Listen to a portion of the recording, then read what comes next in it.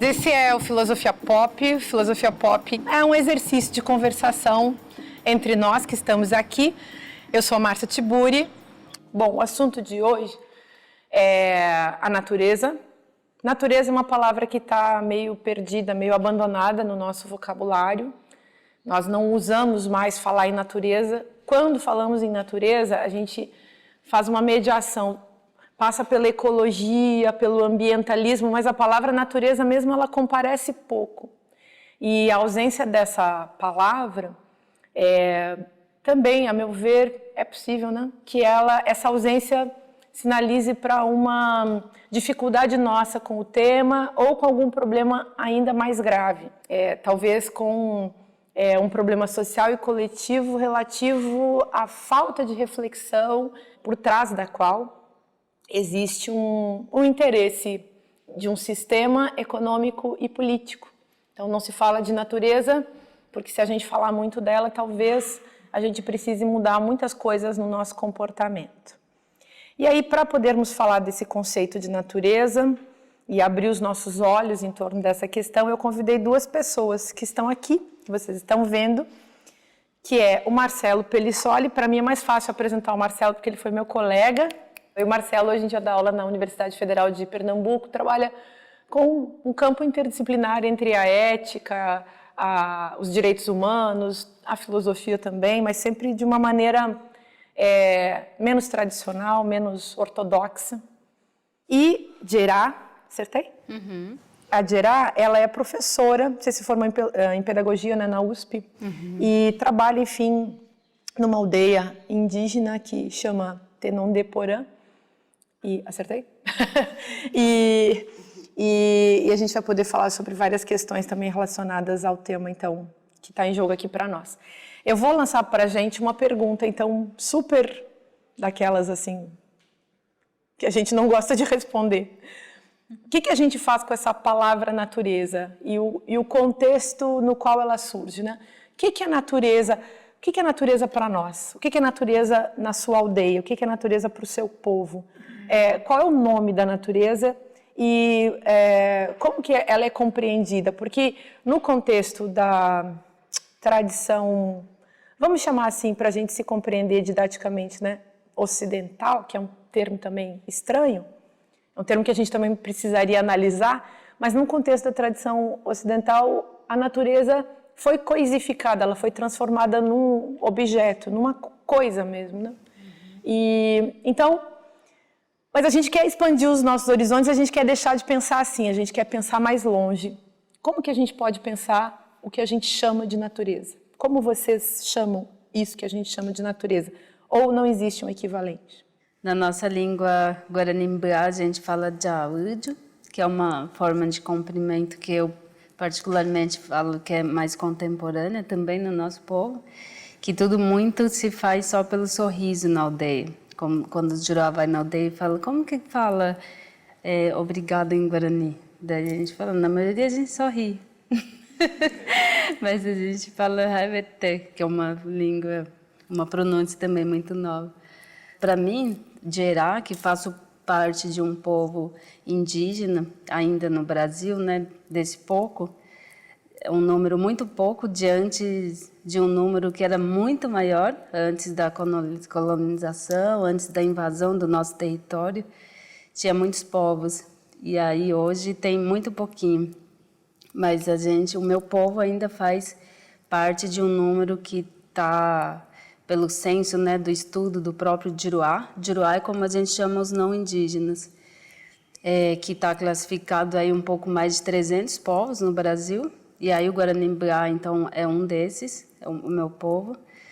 E a gente, quando se relaciona, ou pensa, ou vive, ou luta, que é uma palavra que existe muito nesse mundo, que Juruá fala natureza, mas que a gente fala Kagbu, né? Kagbu, para a gente, ela traz um significado muito complexo, assim, que não é só apenas, de fato, natureza e ponto. E aí, no Kagbu, existe, primeiramente, o ensinamento, desde que a gente nasce, de que Nyanderu, no caso, tem muitos Guarani que, ainda que tenhamos muito tempo de contato com o povo de Juruá, ainda não sabe falar o português. E é uma coisa que me motiva bastante no meu trabalho e na minha luta de preservação da minha cultura. E aí fala que Nyanderu é Deus. Nyanderu é Deus. Mas para a gente, na verdade, não é. Nyanderu é Nyanderu, Deus é Deus. Jesus é Jesus, Nyanderu é Nyanderu. É uma outra situação. E aí, então, para a gente, Nyanderu fez todos os seres e todos os seres do Kagbu, né? Desse mundo que é tão complexo, de coisas tão maravilhosas, que a gente tem que, então, desde que nasce, aprender a respeitar. Porque Nyanderu nos fez para viver de fato em harmonia com ela. Mas Nyanderu, por sua vez, também deu uma força maior para o Kagbu, que os mais velhos falam que Kagbu, então, consegue se desenvolver, consegue viver, consegue se fortalecer, consegue se recuperar por si só. Mas que, ao contrário disso, a gente, Tecoé, como a gente fala, né, os seres humanos, a gente não consegue. E aí, então, é por isso que a gente tem que respeitar esse Kagbu, essa natureza que a gente tem, ainda que o estrago já tenha sido muito grande, e é uma dor imensa para a gente Guaranimbá, mas para o povo Calapalo, para o povo Chavante, para o povo Nambiquara, para todos os outros povos no Brasil, todos os povos indígenas que vivem em harmonia com a mata, com os seres da mata, aqueles que você pode ver e aqueles que você não pode ver, mas só sentir, saber que está ali, que você tem que respeitar. E aí, essa dor que a gente tem hoje, né, de viver num território que a gente todo dia sabe que está sumindo e que as pessoas estão, de fato, esquecidas do quanto a gente, por mais que tenhamos evolução humana, por mais que a cultura do Juruá seja absolutamente evoluída em muitas coisas e que a gente fica, como o Juruá fala, perplexo às vezes de pensar que o Juruá, que a medicina de Juruá consegue tirar um coração de um corpo, deixar na mesinha, fazer umas coisinhas ali, depois botar de volta, isso pra gente, nossa. Mas ainda assim, ainda que a cultura do Juruá esteja tão evoluída, a gente não consegue então entender como é que não consegue entender essa coisa simples, que a gente não precisa ir para a escola, a gente não precisa se escolarizar para saber que a gente não consegue viver sem a natureza. Então, se a gente derrubar todas as árvores, a gente não vai ter água. E todo o dinheiro acumulado nessa ganância desenfreada pelos empresários, pelos Juruá que detêm um poder maior de dinheiro e que não liga para ninguém, para nada, nem para o povo indígena, nem para os seres visíveis e não invisíveis. Nem para os seus próprios, né? Nem para os seus próprios, não vai tornar a água. Que é bom ouvir isso e vocês vejam, a gente já começa assim, indo no fundo do poço da questão, né, gente? Marcelo, o que a gente faz com isso? O que a gente faz, Juruá, com a natureza? Nossa, suscita tantas questões. Em primeiro lugar, uma alegria estar aqui, né? Encontrar você, Márcia, encontrar Gera, né? Uma época eu fiz muitas incursões na militância na área indígena, também no Rio Grande do Sul mesmo, com Imbiás Guaranis, mais os Caingangues mesmo. E a gente aprende coisas incríveis, assim, com as comunidades que a gente chama de mais enraizadas, né? Eles estão mais próximos disso que a gente chama natureza. Agora a gente tem uma tendência, claro, de chamar a natureza algo que está fora, né? E aí quando eu olho aqui, eu digo, a natureza está aqui. E as pessoas podem pensar, sim, o sol está brilhando, a água está aqui, né? Tem alguma vegetação muito bonita aqui fora, o mar está próximo, mas a natureza está, eu estou aqui. Então nós somos essa manifestação. Agora, o que a gente faz com isso, com esse estar aqui, né? Esse modelo de estar aqui? E aí das tradições indígenas a gente tem assim, coisas extremamente importantes para reaprender a estar aqui, como nós somos essa natureza. Eu aprendi com a questão indígena e depois com outras coisas da medicina tradicionais, olhar 5 direções de um ser humano, que é olhar como um ambientalista olha e um terapeuta corporal também olha, que tem uma formação nessa área. Eu olho primeiro para trás, então eu olho para os meus ancestrais. E esses ancestrais são os meus, que vêm da Europa, mas os meus ancestrais vieram para um lugar que tem uma dívida com o povo que estava aqui. E quando a gente não honra, né, aí vem as questões sistêmicas, né, os povos que estavam aqui, a gente cria um desequilíbrio, a gente cria uma violência que paira no ar, uma dívida muito grande. Então, quando eu olho para trás, tem os meus antepassados, isso é a natureza. Eles vieram da onde? Da água, do ar, dos micróbios, de tudo. Né? Nós somos isso, uma excrescência da natureza. Então, eu tenho que olhar para esses antepassados, de onde eu venho, qual é a minha raiz, as minhas raízes, e como essas raízes encontram as raízes dos outros antepassados e que todos vêm do mesmo lugar. Não é interessante? Porque, no fundo, a gente é uma só genética. Então, eu olho para trás. Aí, depois, eu vou olhar para onde? Para o chão, que é a direção de baixo. E aí, nós perdemos o chão. A gente está na cabeça, a gente está na tecnologia, a gente está no virtual. E se a gente está na cabeça, a gente está numa neurose muito grande. E as tradições indígenas nos ensinam a estar no chão, na raiz, a gente chama na bioenergética de grounding. Então eu tenho que estar com meus pés no chão. Os latinos chamaram de humus, né? Humildade, né? O pé na terra, né? Humus, homo, homem, né? Então o homem é aquele que vem do humus, da terra. Se ele descola da terra, ele fica o quê? Todas as tradições têm um nome para isso. Doença. Doença é o principal problema ecológico. Eu pergunto qual é o principal problema ecológico para meus alunos? A poluição. Diz, não, é a doença. Porque é o desvio todo ligado a tudo isso, essa poluição. Essas tradições nos ensinam a olhar para a terra, né? A ter o pé na terra, a subir na árvore, a sujar do barro, a comer a fruta. Esse é a terra, esse é o homem. Quando ele se afasta disso, ele morre, ele fica doente. Essas relações de baixo. As relações de cima é o que chama do divino, Deus, a inspiração, o Espírito, né, que me inspira. Como que eu sou livre, como que eu vivo nesse ar. E as relações para frente é o que eu projeto para a minha vida, para onde eu estou caminhando. Né? Então, eu gosto de olhar 5 direções humanas e isso eu aprendi com a tradição indígena. Para onde eu estou caminhando, o que eu vou construir na minha vida? É sustentável essa vida? Qual é o meu projeto de vida? Então, nessa medida, a gente poderia dizer que, a partir desse conceito abandonado de natureza, nós podemos pensar o nosso estar no mundo. É mais abstrato ainda, né? Porque essa é uma questão também, a meu ver, dessas abandonadas na nossa cultura. Há praticamente não há, na verdade, nenhuma preocupação com o sentido de se estar na vida. A gente chama isso de alienação, né? Assim, é um nome mais conhecido. Então, você está alienado do seu corpo, você está alienado do lugar onde você está alienado daquilo que os gregos chamavam, pelo menos, de cosmos, que é o todo no sentido daquilo que está mais distante, que nos escapa. E, enfim, são temas, né, gente? São palavras, conceitos pelos quais a gente consegue ir se aproximando, não sei se das coisas, mas pelo menos uns dos outros para poder pensar nelas, né? Quando nós somos tocados pelo teu Deus, é assim que fala? Yanderu. Isso, Yanderu. Qual que é a responsabilidade que a gente tem, estando fora, não conhecendo tanta cultura, qual que é a responsabilidade que a gente tem de proteger a natureza e quais as ações que a gente pode fazer? Pra gente, se é tocado nesse montante, como usar isso como ação, não ficar só para mim? Pela dinâmica, pelos valores que tem na minha cultura, isso é uma coisa que tem que ser desenvolvida no mundo da coletividade, sabe? Então, o trabalho que você faz já é uma forma de você desenvolver isso que, de repente, nasceu com você, né? Que eu conheço bastante também.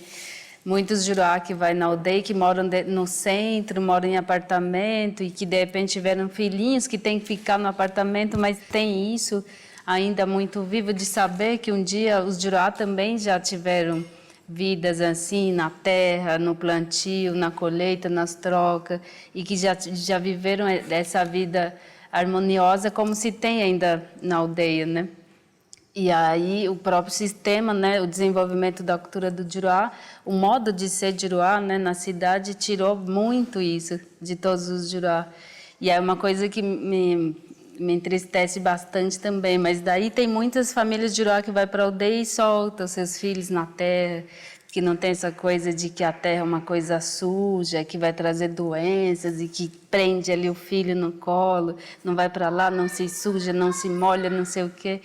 Coloca um monte de regra já de criança para que a criança de fato não tenha essa percepção, esse contato com a natureza, que na verdade tudo que se tem, tudo que se come vem da terra, né? Então a terra não é uma coisa ruim. E aí então você que tem isso também, eu acho que essa forma de você refletir e fazer as suas ações, por mais que você pense que é uma coisa pequenininha e que talvez podia fazer mais, a gente sempre fala que esse fazer mais está dentro do mundo coletivo. Então, quanto mais você falar disso, ensinar os seus filhos, as pessoas que estão perto de você, o quanto é bom, importante e essencial para a continuidade da vida humana, respeitar a natureza e que as pequenas ações de fato fazem a diferença, de repente o coletivo tem um valor grande, mas individualmente também. Então, para a gente, para Guaranimbá, todos os espíritos que estão na mata, que foram enviados, ou também surgiu de Nhanderu para tomar conta da natureza, elas também estão te vendo. Está vendo você quando você vai para a beira da praia, quando você entra no mato, quando você está caminhando na estrada e você come uma balinha, e aí você tem a decência, a educação de pegar esse papelzinho e pôr no bolso. Tudo bem que esse lixo vai continuar no planeta Terra, que o caminhão vai pegar e que vai levar e vai despejar num lugar muito triste, que a gente não para de consumir, não para de fazer lixo, mas você, de repente, preservou aquele pedaço que tem um mato lindo e que tem ali os espíritos que também estão cuidando, e você teve a educação de não jogar o lixo ali.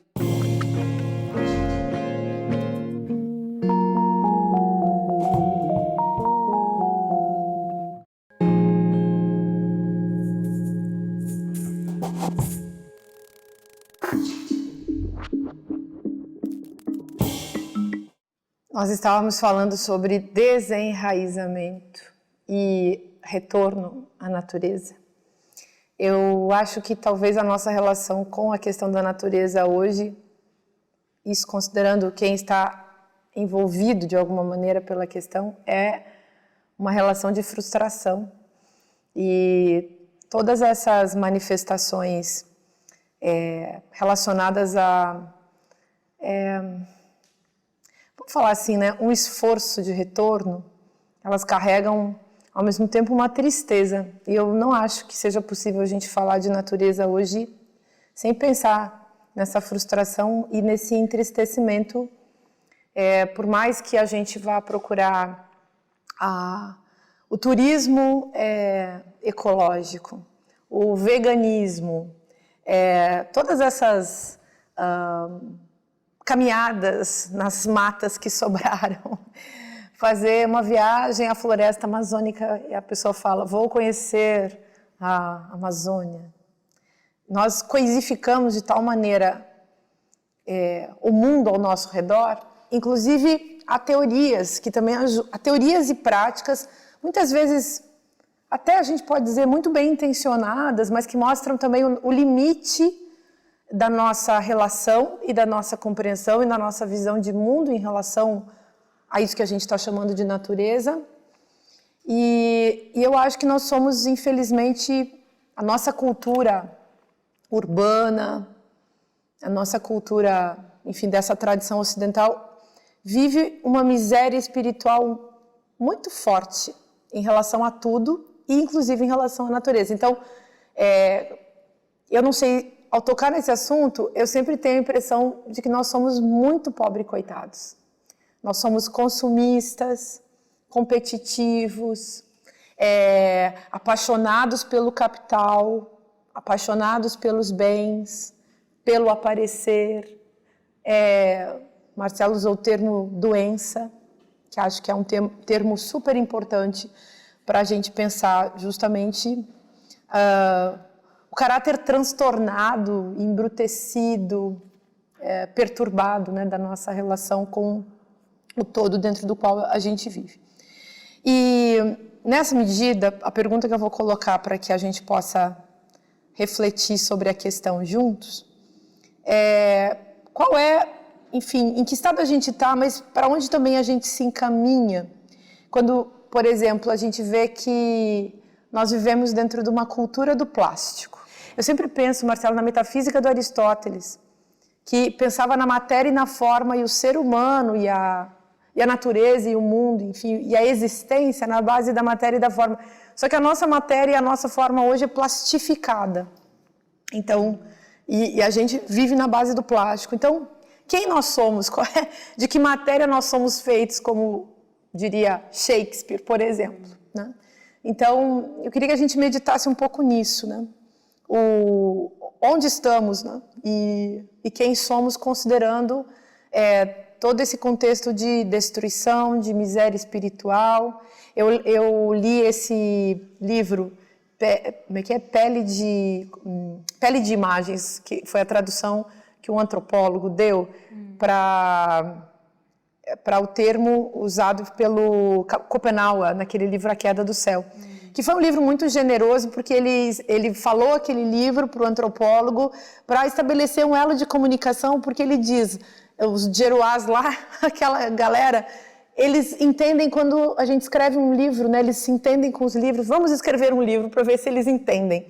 E aí, eu não sei se vocês já leram A Queda do Céu, fala, por exemplo, dos espíritos da natureza, que na tradição cristã, que é uma tradição colonizadora e muito perversa em relação à natureza, em relação às pessoas, em relação ao Brasil, não tem isso de espíritos da natureza. Então, a gente não tem nem chance de se relacionar com isso, porque nessa tradição, por exemplo, que é a grande maioria da população brasileira hoje, isso está barrado. Enfim, como que você vê isso? Na sua última fala, lembrei da fala de uma das lideranças muito respeitada e que me ensinou bastante também, para o qual eu tinha falado que eu tinha que fazer antropologia na cultura do Juruá para conseguir explicar isso e algumas várias outras coisas que quando os mais velhos da aldeia falam, eu não consigo explicar direito por que é assim, porque teoricamente eu entendo um pouquinho mais da cultura do Juruá, porque eu fui para essa cultura com 11 anos de idade, sem falar uma palavra na língua do Juruá. E aí, às vezes, também muitas pessoas na aldeia acham que eu sei de tudo e que vou conseguir explicar para eles. Imagina, a cultura do Juruá também é muito complexa. Acho que vou fazer antropologia na cultura do Juruá. Mas daí o Pedro Vicente me falando assim, como é que Juruá inventou a ideia de fazer cocô na água? Que é um recurso natural tão especial, tão fundamental, porque eles já inventaram uma coisa que é ruim, que Nhanderu fez a água para a gente beber, tomar banho, relaxar, fazer remedinho e tal, cuidar dos nossos filhinhos. E aí Juruá já inventou de vender. Como que vai vender a água? Que é uma coisa tão sagrada, especial que Nhanderu fez. Daí agora tem essa coisa de fazer cocô nela, que é o banheiro, né? Gente, aí, que ótimo poder rir disso. Vocês vejam como a gente é ridículo. E aí, a gente eu não consigo explicar isso direito. Mas, enfim. Mas é isso, o plástico é tipo fazer cocô na água. Exatamente. Essa é a cultura, né? E daí, então, tudo que você disse, para a gente é muito complicado, para a gente, povo Guaranimbá, né, povo indígena, que quando a gente vai, então, para a luta, para a gente ter o direito constitucional, né, que também é mapeada, assim, e a gente já... Tudo bem a gente viver com Juruá de vários outros países, então, inclusive, né, com uma diversidade cultural muito grande no Brasil. E em São Paulo, quando a gente vai para a luta pela demarcação e tal, a gente não fala que queremos de volta a Avenida Paulista inteiro, Ibirapuera, Pátio do Colégio, toda essa cidade, né, essa selva de pedra, como o Juruá mesmo inventou. A gente não quer tudo isso de volta, a gente só quer a garantia de pedaços pequenos que sobrou, que é um braço aqui, né, da Serra do Mar também, que é a Mata Atlântica. A gente não quer viver na cidade. E aí, quando a gente vai para esse tipo de luta, para garantir pedacinhos pequenos que têm os recursos naturais, como a água, por exemplo, a gente não está mais nem lutando só para a gente, né? Para os Juruá também, porque na cidade de pedra, todas as nascentes que se tem foram cobertas, elas não têm como emergir, não tem como aparecer, não tem como alimentar mais ninguém. Então, nas aldeias, nos territórios indígenas, elas estão livres. E aí, livres estão para continuar fazendo também a função que Nhanderu lhes deu, né? Que é de alimentar e de, enfim, servir também com sua grandeza, né? Sua riqueza dos seres que vivem com ela. E aí os Juruá, principalmente os políticos, falam assim, os indígenas querem muita terra, não sei para quê, não trabalham, não progridem, não apoiam o progresso do país, só não precisa de terra, não sei para que querem. E aí isso se coloca muito pela questão da visão que acabam muitos Juruá do país, ou de São Paulo, no nosso caso, às vezes pensar mesmo de forma errada. Assim, é verdade, esses índios não querem trabalhar, eles não trabalham. E aí essa coisa de não trabalha é justamente porque a gente não luta pela terra para fazer um desmatamento gigantesco e fazer monocultura de soja. E dizer assim, a gente é amigo da natureza, porque eu não como mais carne, eu só como soja. Esquecendo, então, que, na verdade, a monocultura da plantação de soja é um dos que mais destrói, né? Tipo, o solo, a terra, a nascente, e que isso é para alimentar o povo. E aí, do pouquinho que eu já estudei, que eu estudo, assim, na verdade é mentira, é tudo mentira. Primeiro, a soja, ela é levada para outros países, como um Juruá estudioso, intelectual, falou numa palestra do meu lado, assim, se não fosse o Brasil, a China já estaria em guerra civil, se não fosse as nossas sojas. E aí eu falei, e as guerras civis que já tem no Brasil, a matança de jovens negros que acontece diariamente no Brasil. Quem que vai lidar com isso mesmo? Quem vai cuidar disso? E quando a água potável doce acabar aqui no Brasil, a China vai exportar água para cá? Eles vão fazer um cano gigante e mandar... E aí eu falei isso para o Juruá, assim, do meu lado, assim. E aí quando a gente, então, luta pela demarcação, a gente só quer proteger algo que tanto nos faz bem e que mantém a gente saudável. Como foi dito aqui, né, dessa questão do dente, né, da doença do dente. Sério mesmo, gente. Tem uma senhorinha, Dona Brandina, lá na aldeia Tenondeporã, que tem quase 100 anos, tem 98 anos e tem os dentes dela mesmo. E aí, pela questão hoje da vivência, que as aldeias também, por perda de terra, se viram obrigados a viver como os Juruá, como a maioria das comidas hoje na aldeia também, e às vezes de forma muito ingênua, as mães Guarani acabam achando que o salgadinho e o refrigerante e o doce é um alimento, e aí eles acabam trazendo essa situação de que às vezes alguns Guarani com 30 anos já têm que usar dentadura também, e as velhinhas ficam rindo disso. Como que é isso, né? Enfim, daí só para terminar rapidinho, essa situação, quando a gente vai para a luta, então a gente não quer, de fato, ser conhecidos como atuantes, como pessoas que estão trabalhando pelo progresso do país, porque esse progresso, o tipo de progresso que se tem na cidade, que é pensado pelos governantes do nosso país, é o que, na verdade, é o contrário disso, ela é um retrocesso do progresso.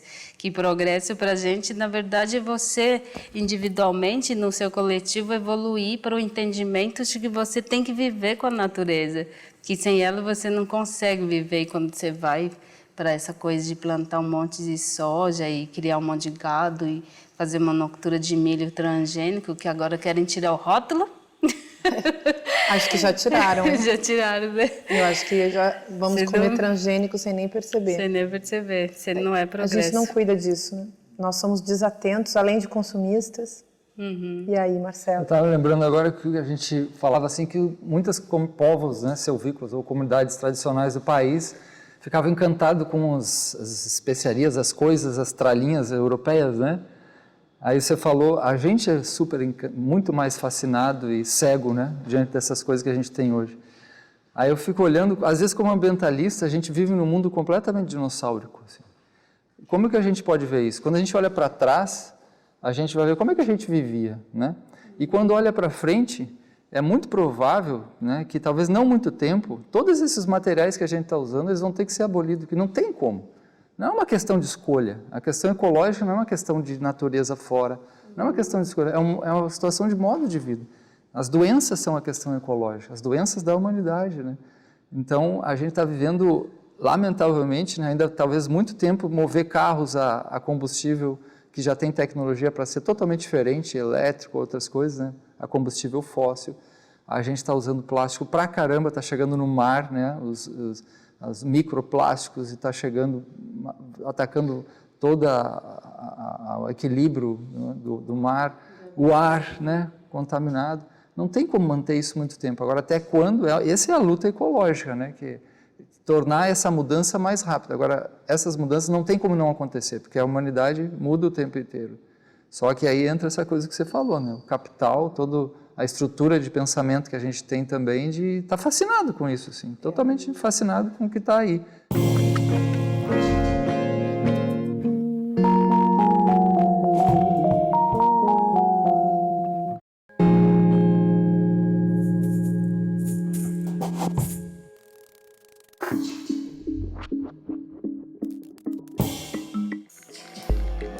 Eu ando estudando o Cristóvão Colombo. Sabem quem foi?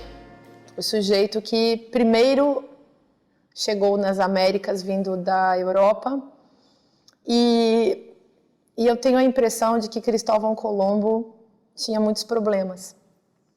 Um dos problemas de Cristóvão Colombo é que ele achava, por exemplo, que as pessoas que ele encontrou não sabiam falar.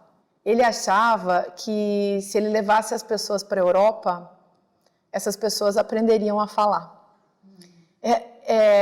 A falta de capacidade, até mesmo de uma intencionalidade, que eu acho que a gente tem que ter isso também, né, para chegar no outro, foi um problema na vida do Colombo. Ele era um sujeito completamente fechado nele mesmo, tanto que um desses estudiosos da vida do Colombo, que foi um linguista chamado Todorov, ele comentou que Colombo era um idiota no sentido de não conseguir sair de dentro dele. E eu encontrei um psicanalista que inventou um termo chamado complexo de Colombo.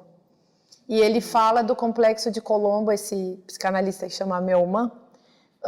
O complexo de Colombo seria uma espécie de incapacidade total para se colocar no lugar do outro, para ter uma abertura ao outro. Lévi-Strauss dizia que os povos, que não eram os povos urbanos, enfim, os povos heterodenominados como sendo indígenas, tinham uma profunda abertura para o outro. Era essa uma característica dos povos nativos do Brasil, por oposição ao povo europeu, que não tem essa abertura para o outro. Eu acho que a gente vive os efeitos disso até hoje, né? Dessa falta de abertura para o outro. E, ao mesmo tempo, algo que caracteriza a nossa época, de falta de abertura para as pessoas. O Colombo, por exemplo, se preocupava mais com o ouro, ele estava louco pelo ouro, se preocupava com Deus e estava encantado com aquilo que ele nunca tinha visto, os animais, a natureza, as árvores, enfim, ele achava tudo esplendoroso e muito bonito, mas ele tratava isso como sendo uma coisa também objetificada, né? Daí que a gente possa falar de um complexo de Colombo como meio que uma introjetada, vamos falar assim, incomunicabilidade nossa. Então, a nossa dificuldade de chegar no outro, de poder, de fato, entrar num processo de conversação. Bom, mas a minha a minha pergunta nessa linha, é que a gente esquece as pessoas e fica apaixonados, ficamos loucos por tecnologias. Então, tem gente que ama mais o seu carro do que os seres humanos, digamos assim, né?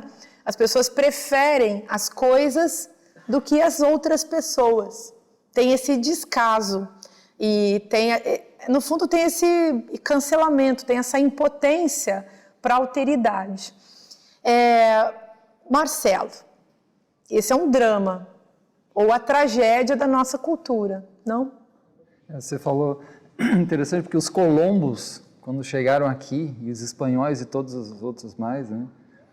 Interessante pensar esse choque, né? Esse choque que vai ser esse choque de tentar domesticar, né?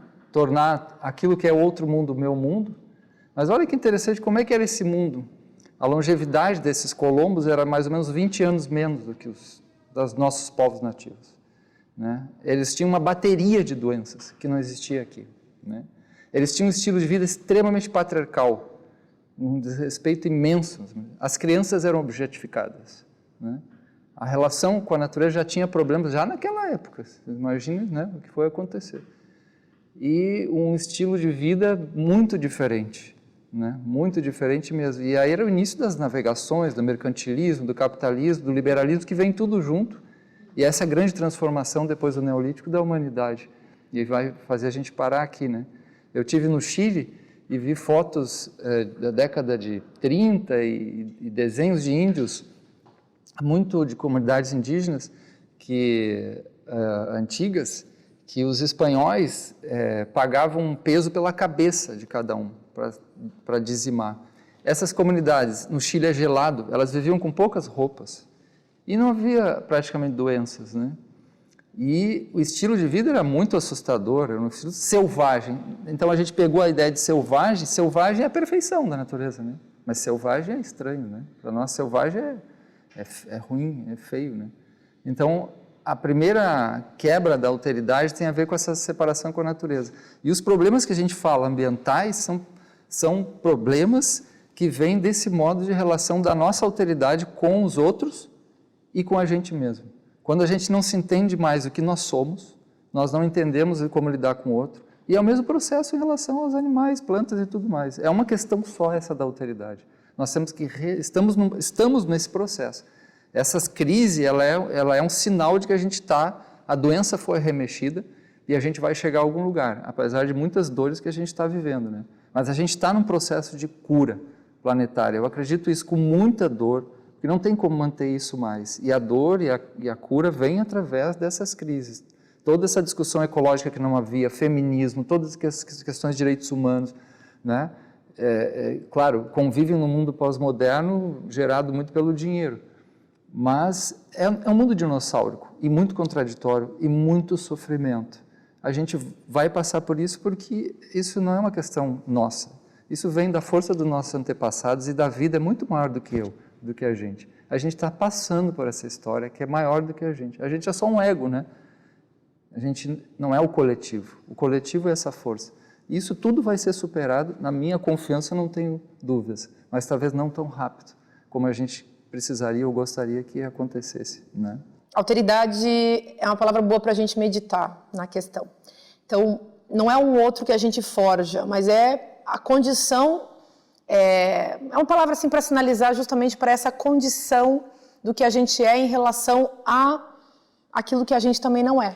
Então, para a gente poder meditar num espaço específico, digamos, singular, pessoal, e ao mesmo tempo entrar num encontro mesmo, né? Produzir um encontro com essa condição singular daquilo que a gente desconhece, daquele ser outro que a gente desconhece.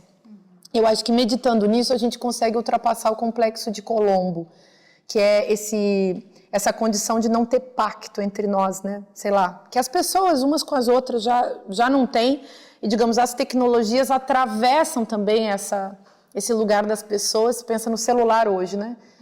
Para falar de adoecimento, nós podemos conversar com as pessoas assim, olhando no olho, encontrando fisicamente com a língua, enfim, que nos permite, inclusive, aprender a língua do outro com uma outra pessoa, se a gente, enfim, quer e deseja.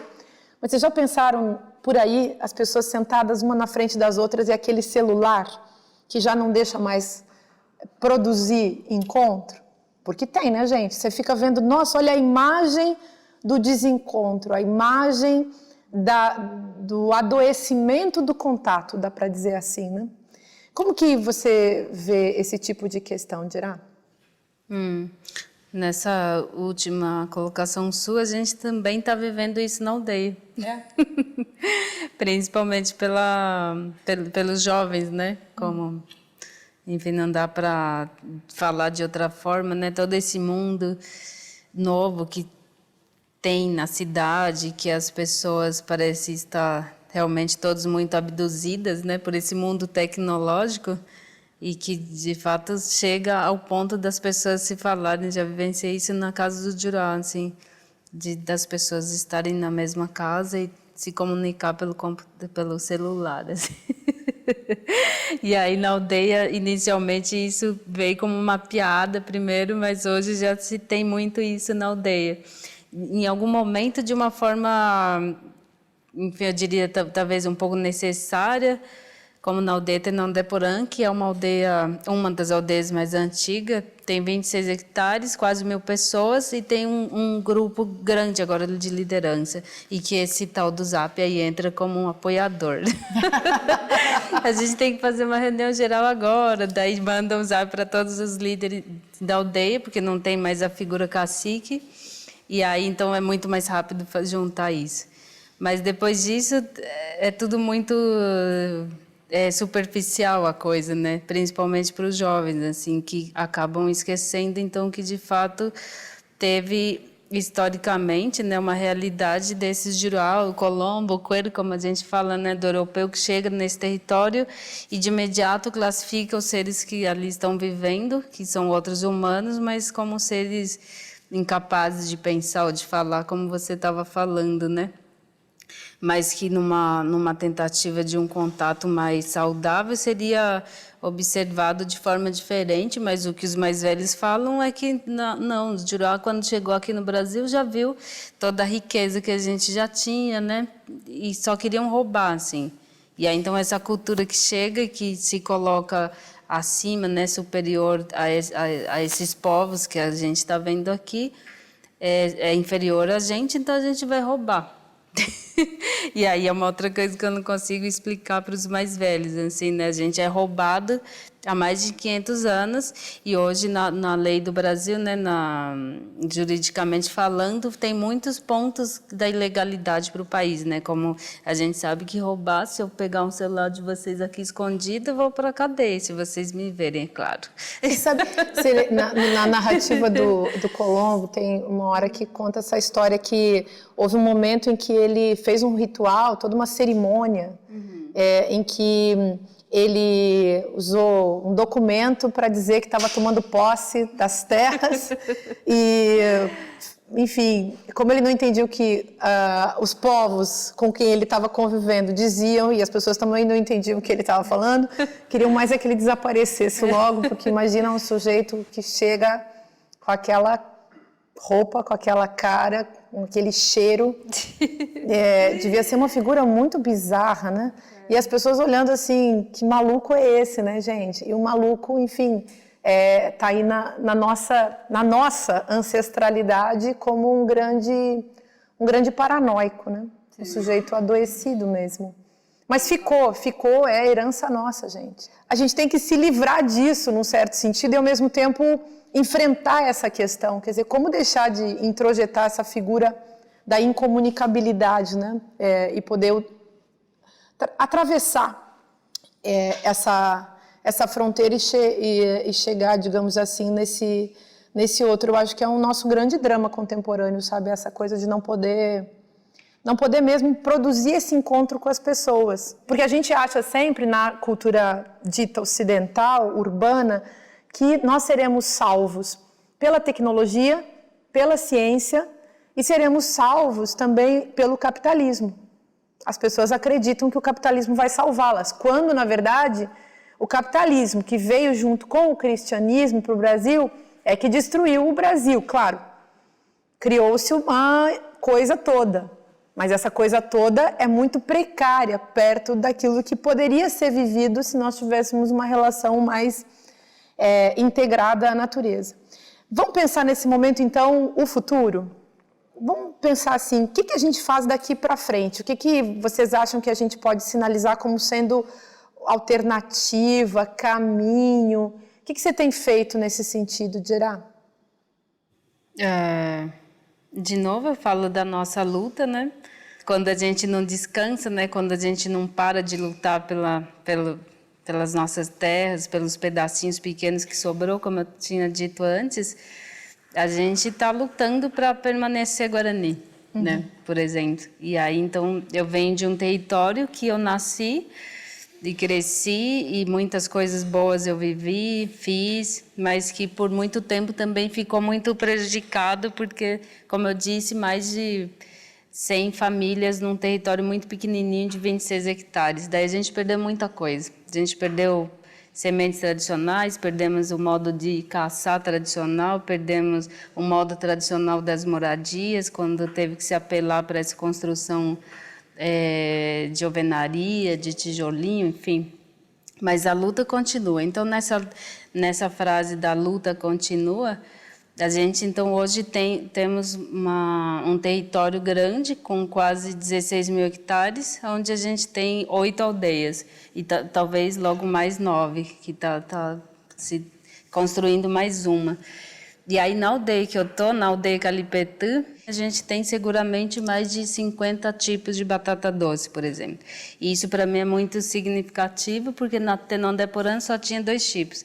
E agora, no Calipetã, a gente tem batata doce Guaranimbá, que vem lá da Argentina, vem lá do Espírito Santo, Santa Catarina, Rio Grande do Sul, Paraná, Rio de Janeiro, numa área pequena que você pode desenvolver e ter toda essa diversidade dessa comida que é, de fato, para a gente a sustentabilidade. Que primeiro você não tem que devastar uma imensidão de natureza para ter tudo isso, para ter toda essa riqueza, né? O color das batatas, as folhas das batatas sendo uma diferente da outra, que quando eu olho para a folhinha eu já sei que tipo de batata que é. E aí, diante desse trabalho, conversar com as pessoas, falar para as pessoas como que a dona Brandina consegue ter o dente ainda na idade que está, o dente que é dela mesmo, que é original, né? Que foi dado pelo Nhanderu pela segunda vez, e que é uma senhorinha muito linda, assim, sabe? Que não tem doença, nem física e nem mental, e que de alguma maneira ela continua ali comendo a comidinha que ela plantava, e que não come salgadinho, não toma refrigerante, não come arroz todo dia, não come macarrão, que é bom, mas não come. E aí ela se mantém ali muito saudável, assim, fisicamente e mentalmente. E aí eu falo para as pessoas também na minha aldeia, para os jovens, a gente precisa valorizar isso. A gente tem que conseguir aguentar, se não podemos ir para esse mundo do Colombo, para esse mundo do capitalismo, para esse mundo do branco, mas do branco no sentido de que tudo que é bom, tudo que é bonito, tudo que é superior é branco, assim, né? Como esse mundo tecnológico que a gente racista que a gente vive hoje, que muitos jovens guarani às vezes tendem a querer se colocar no Facebook como o Photoshop, né? E aí é moreninho, mas coloca aquele negócio e fica branco, assim. E aí o meu trabalho é falar disso, falar de tudo isso e falar para a gente o quanto é importante continuar o nosso modo de vida guarani, ainda que tenha as misturas, ainda que tenha as influências, ainda que a gente goste também de macarrão, mas que a gente precisa valorizar o nosso modo de ser, que é, de fato, para a gente ser inteligentes. Que ótimo. Ô, gente, entenderam, né? Vocês sacaram que ela fala na base de muita crítica e com muita generosidade, assim, com uma capacidade de entender a cultura alheia e de transitar com ela. Isso é legal demais, porque eu acho que falta essa sabedoria na nossa cultura. As pessoas tendem, de um modo geral, quem não fez ainda esse exercício de inteligência, tende a achar que a sua cultura é a verdade, né? E que as outras culturas estão erradas, que as outras visões de mundo não fazem sentido, né? Então, Marcelo, o que faremos?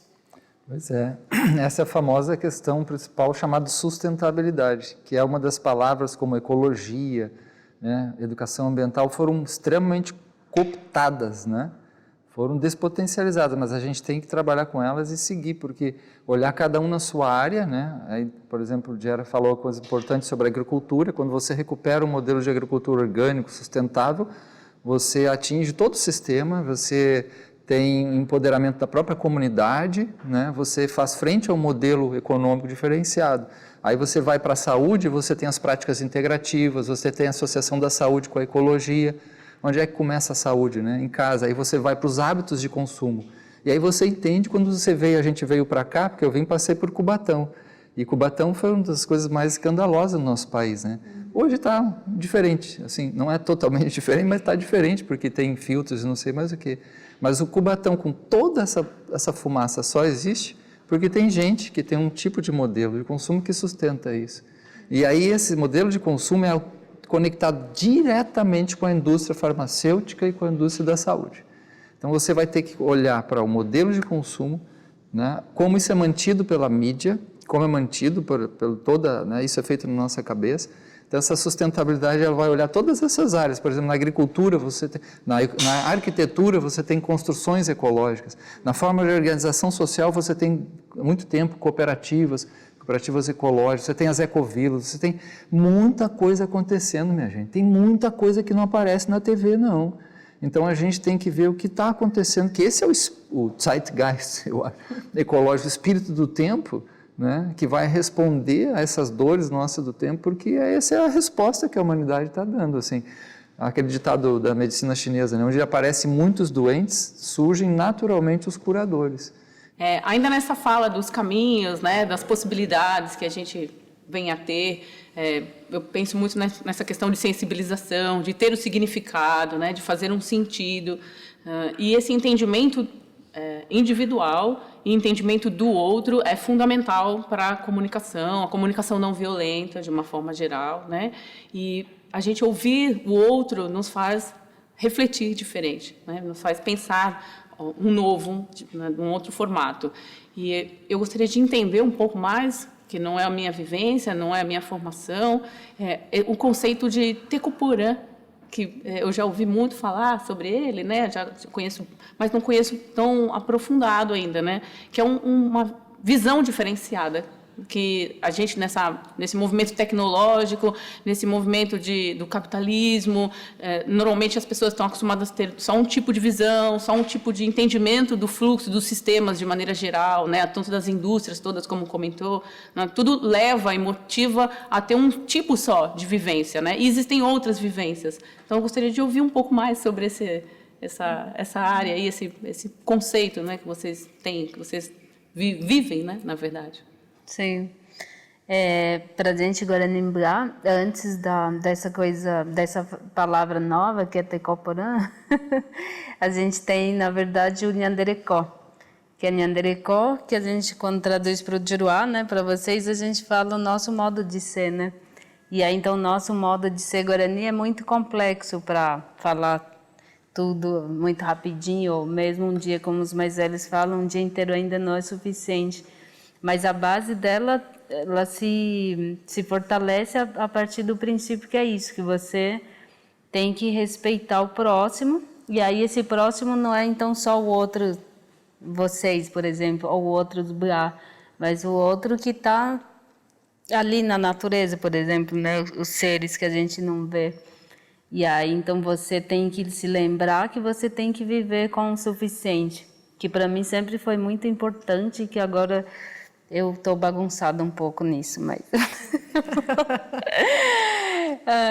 mas enfim, eu vou fazer um exercício de novo para me equilibrar mais. Mas o princípio da coisa é você não acumular. Mas eu não acumulo sapato, essas coisas assim, havaianas. Mas eu estou muito acumuladora com os artesanatos, principalmente, porque são artesanatos muito lindos também de outros povos, colares, brincos, que eu gosto bastante, coisinhas assim. Mas ainda que sejam muito bonitos, também é errado acumular, porque para a gente, na nossa cultura, tudo que você acumula é sinônimo de que outros estão ficando sem, ou que alguma coisa ali vai entrar em desequilíbrio, né? E aí, então, esse é o nosso modo de ser. E aí, então, o nosso modo de ser, você não ficar pesado, né? Porque quando você acumula, você começa a carregar um monte de coisa, né? Você começa a se sufocar, então você tem que continuar no Nyanderekó, respeitando o outro, e aí respeitando a mata, respeitando tudo que nela existe, e aí tendo o conhecimento de que você realmente precisa de tudo isso para ter uma vida saudável, não uma vida de doenças, né? E aí te coloca também nessa frente de que você não vai ali buscar a cura quando você está doente fisicamente ou na cabeça, que é uma doença de cabeça, quando você se enxerga nesse estado, mas que você, dentro das suas ações do Nyanderekó, né, que então pode ser falado por outros Guarani como Tekó Porã, né, porque Porã é tudo que é bom, tudo que é bonito e tal, mas que para mim, pessoalmente, é mais forte falar o Nyanderekó. A gente tem que viver na aldeia como Nyanderekó, sabe, como a gente foi ensinado. Você vê, esse princípio Nyanderekó é o contrário do capitalismo. O que funciona no capitalismo é justamente a hiperacumulação. A acumulação de qualquer coisa e, sobretudo, evidentemente, a acumulação do capital. Então, mas é um princípio que vale para a pessoa que quer acumular as pequenas coisas, e é bacana você falar disso, até aquele capitalista rentista, dono do banco, que acumula capital mesmo, não permitindo que ninguém mais possa também participar digamos, da materialidade do mundo e ter, inclusive, uma vida no Tekó Porã, né, que é uma vida razoável, boa, decente, honesta. Isso é tão forte, gente, essa desigualdade que está na base do princípio da acumulação, né? Quer dizer, quanto mais eu acumulo, menos você pode ter qualquer coisa. Eu acumulo o capital tirando a sua chance de ter direitos básicos, a alimentação, a saúde, a educação, a água e por aí vai. Imagina isso que você comentou, né? Que no Brasil está uma questão séria, que é a água como a água que é natureza, digamos, transformada em commodity, né, gente, em uma simples mercadoria. É um empobrecimento da perspectiva e é uma maldade, inclusive, é uma coisa totalmente antiética e destrutiva das pessoas, é diabólica de tão má. E aprisiona o tempo, né? Como ela falou. Aprisiona o nosso tempo, né? Condiciona o nosso tempo a certas coisas. A gente o tempo inteiro diz, cadê o meu tempo? Não tenho tempo para isso. Então, o que eu faço com o tempo da minha vida? Essa pergunta que é muito importante, né? O que estão fazendo com o tempo da minha vida? Porque, às vezes, a gente tem que tomar uma atitude meio revolucionária, assim, para abrir tempo de viver a vida, de brincar, de respirar, de encontrar as pessoas mesmo, né? De tentar estudar, de ver algo diferente e poder até lutar, militar em algo, né? E cadê esse tempo? Esse tempo é cooptado, né? Não existe mais tempo livre e a gente tem que descobrir um caminho para salvaguardar o nosso próprio corpo, o nosso próprio espírito, num espírito dessa potência de encontro com essa alteridade.